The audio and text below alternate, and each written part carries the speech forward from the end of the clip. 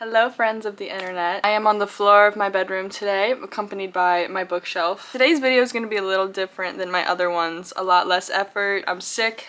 I'm on the floor. But it feels fitting for today's ramblings. I just created a new Instagram account with approximately 1 follower.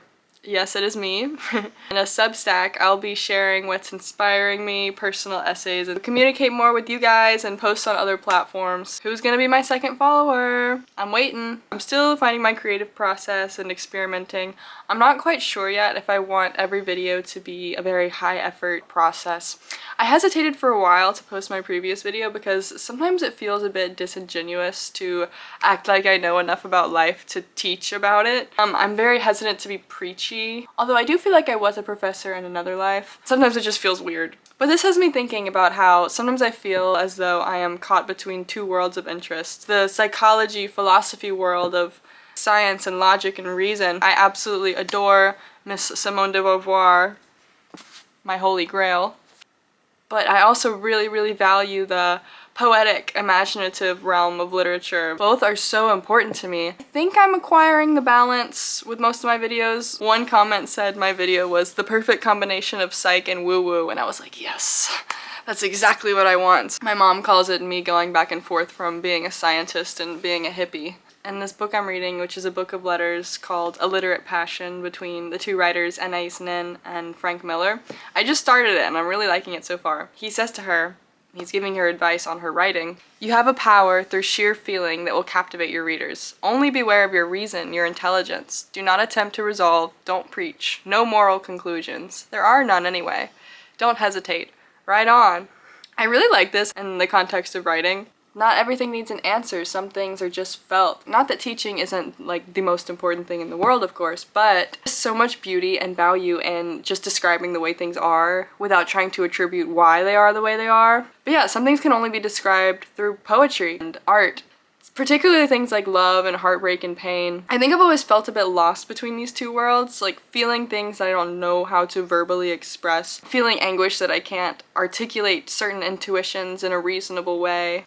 But I also love analyzing things. I love being intellectually stimulated and challenged. So I'm finding that balance. What I'm realizing about life is that everything truly is about balance. Aristotle formulated the concept of the golden mean, which, if you haven't heard of it, it's the idea that happiness and virtue will be achieved by having balance between two extremes of excess and deficiency. So courage is the balance between recklessness and cowardice. Confidence is the middle ground between self-deprecation and arrogance. And this goes for everything in life. And it's something that I really resonate with. My favorite writers have that balance between those worlds of the literal and the imaginative.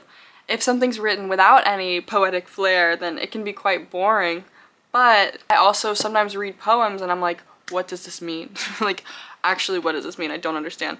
But not everything's meant to be understood.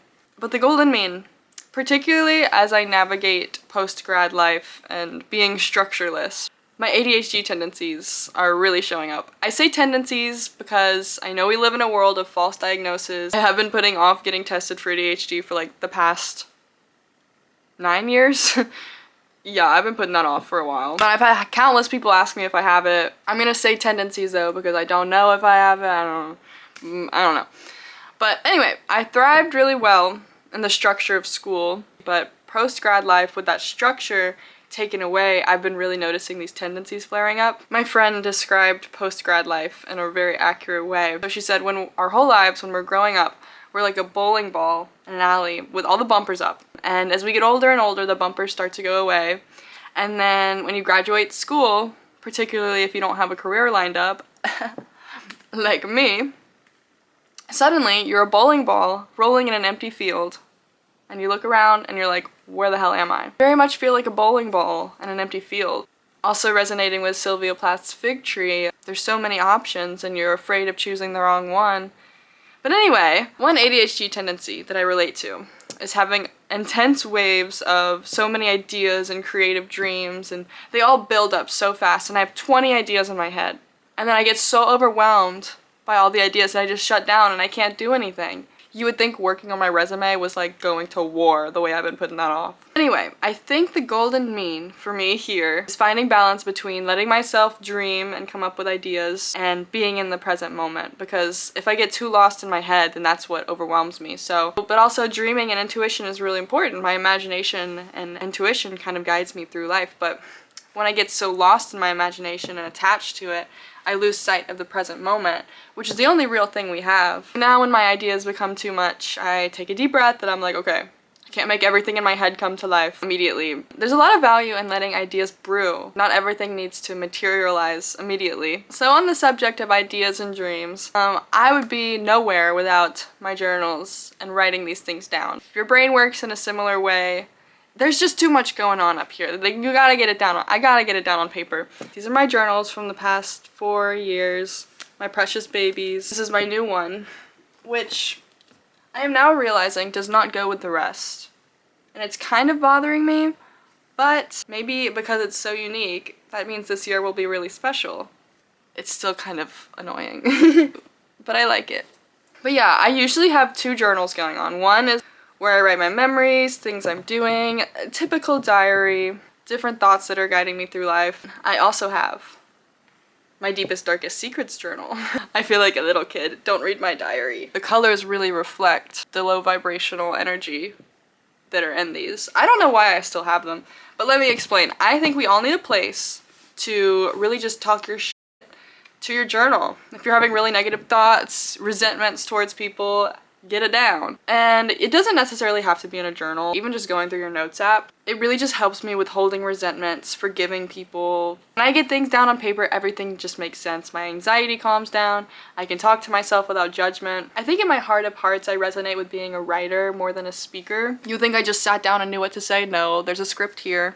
It's all an illusion. If I did try and sit down without a script, I would probably make absolutely no sense. I mean, I would, but it just wouldn't be as clear as when I write it. There would be a lot of and staring into the abyss for me to cut out. But I really do resonate with wanting to be a writer. That is a dream of mine that I will work towards. I'm gonna start writing personal essays on Substack this next year. I'll write about life and love and travels and things I learn. I have a long way to go, lots of practice to do. I haven't read all the classics and I'm not well versed on the history of literature and everything. But if there's one thing I can do, it's write about how I feel. So I hope to do that through my essays and kind of just capture some human experiences. Anyway, this is all a long-winded way of me emphasizing the importance of imagination, literature, poetry, letting things be, this dreamlike aspect of life. Not everything is explained through psychoanalysis. I don't know, being a human is really funny. We feel the need to categorize ourselves, which I was doing so that I could win the YouTube algorithm. I was like, you know, I'll be a psychology girl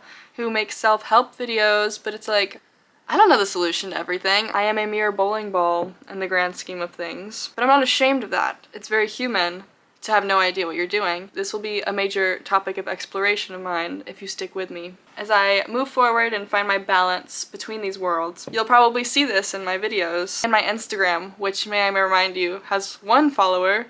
Please follow me. But yeah, I'm really excited to get your guys' opinions on things on there and recommendations for different things. Please drop your favorite poetry books, fiction books, spiritual books that speak to your soul and are exciting to you. I would love new recommendations. Thank you for watching if you made it this far. You are now obligated to comment and share your thoughts with me. What do you think about the various things I rambled about today? I would love to know. Thank you for taking interest in my inner world. It is really special to me. And yeah, Happy New Year. I'll see you next year. Peace!